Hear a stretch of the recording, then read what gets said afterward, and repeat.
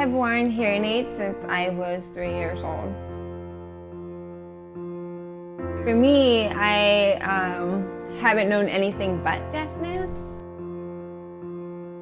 About 5.5, almost 6 years ago at this point, I was injured in a slip and fall accident at home.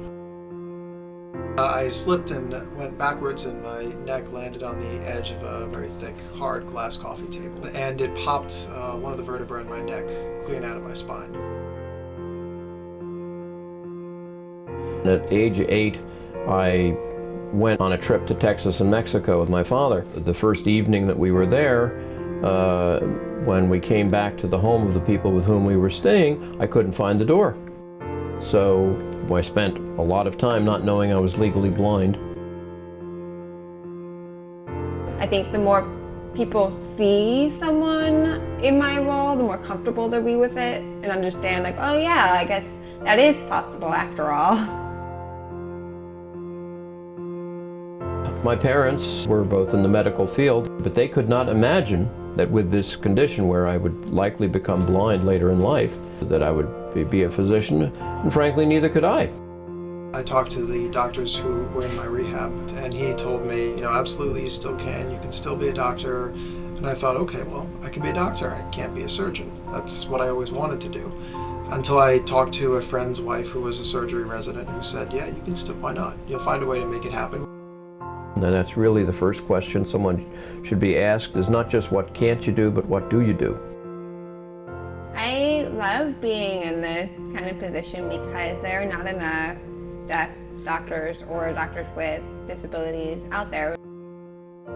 Well, the first thing I tell any of the people who are interested in pursuing medicine or some other, significant task after having a disability is, don't listen to the people who tell you you can't do it. I know working on the wards is challenging, especially using the telephone and trying to present to somebody who talks really, really fast and doesn't have a whole lot of patience. How do you do medicine when you're blind? Well, you've got computer equipment, you've got a cane to go around, you've got all sorts of technology that's around now. So I think that's very, very important, because between technology and personal help, there's an awful lot that can be done by people who have very significant limitations. The interpreters here are very open people and they're very easy to connect with. And they're all very wonderful individuals, and I'm very proud to work with them. I remember the first time I went into an operating room as a medical student.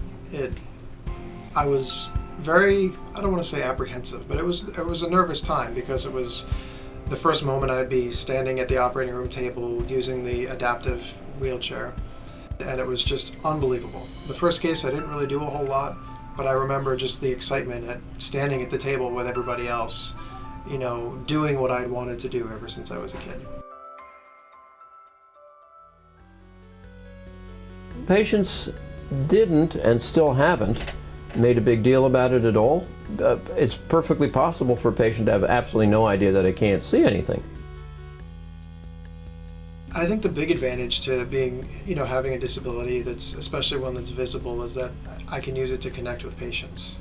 They see it and they'll know that I've been in the bed before, I've been through procedures, I can tell them I know what it's like to go through this. There was one patient in my entire time that I've been working here who didn't want to have me treat her. And she didn't say it to me. My secretaries were so mad.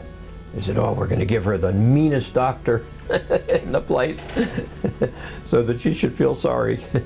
I really want to encourage other medical schools to include disabled students in their diversity.